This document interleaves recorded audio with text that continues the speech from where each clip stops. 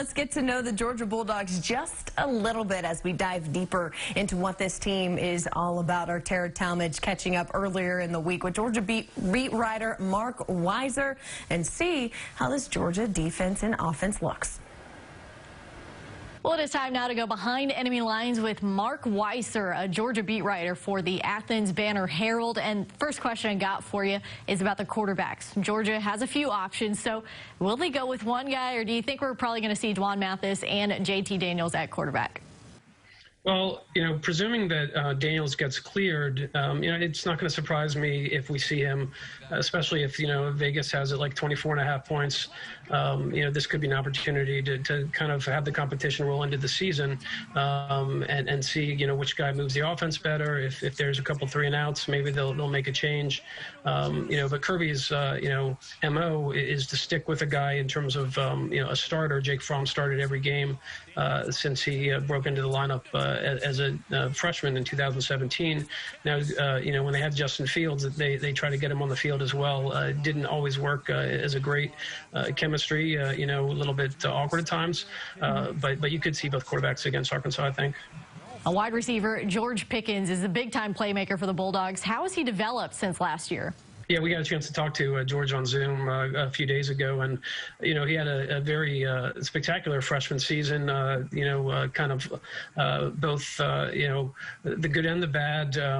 At Georgia Tech, he was suspended the first half, didn't play, came in, made some big catches, and then got kicked out of the game for kind of getting into a tussle with a Georgia Tech player, threw him into the wall, and then had to sit out for the first half of the SEC championship game. Then he comes back, in the bowl game against Baylor and just has like 11 catches by halftime. So he's matured a lot in the offseason, he says, kind of is focused more on the team than himself. I mean, I'm sure he had a certain big head coming in as a 5-star guy that flipped from Auburn. So there was a lot of accolades for him. And if he can kind of handle himself off the field and, hold his emotions in check, I think he's going to be an all-SEC and maybe a Blitnikoff, award candidate.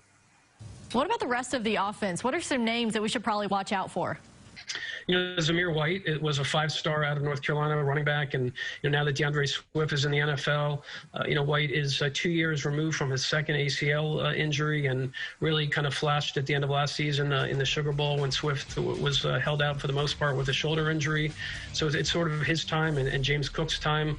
James Cook is Dalvin Cook's younger brother. You know him from the NFL, star with the Vikings, I guess it is now. Georgia's never short on talented running backs, and it'll be interesting to see in this Todd Monken offense, the new offensive coordinator, a guy like Cook who can make plays in space, really can, really hurt you in the passing game as well, how these guys are going to thrive. Georgia has yet another new offensive coordinator this year. Todd Monken's style is a bit different from what we usually see from the Bulldogs. How do you feel about it? Yeah, it certainly is. This is the third new offensive coordinator in 3 seasons under Kirby Smart after Jim Chaney left for Tennessee, and then James Coley got demoted after last season and then chose to leave for Texas A&M. But those guys were with Kirby and his system and, the smash mouth and running the ball. But Monken comes from the NFL. He was with the Cleveland Browns, the Tampa Bay Buccaneers, had very good passing success with Tampa, and then at Southern Miss and Oklahoma State in the college game. So, we had a chance today to I asked Karis Jackson, Georgia's wide receiver, kind of about what this identity would be. And he kind of got fans excited talking about how it's not going to be anything you've seen from Georgia's offense before. We'll see. There's always a lot of kind of happy talk in the preseason about, what an offense would look like. They talked about that last year with James Coley, and it didn't materialize. So I think this time there's a feeling that it will be different, and you'll see Georgia open up and become more explosive. The Georgia defense is stacked and could be one of the best defenses that Kirby Smart has actually coached. So give us a breakdown of that side of the ball and what it looks like. Yeah, I mean, there's so much talent back. I think it's 9 starters from the Sugar Bowl. Richard LeCount was probably the one guy that you had to watch to see would he make a jump to the NFL, and he came back. He's kind of the leader back there at safety, but all over at every level of the defense. Starting with Jordan Davis on the defensive line, Monty Rice at inside linebacker. There's talent. The secondary in particular is very deep with maybe 3 or 4 top 60 type NFL prospects.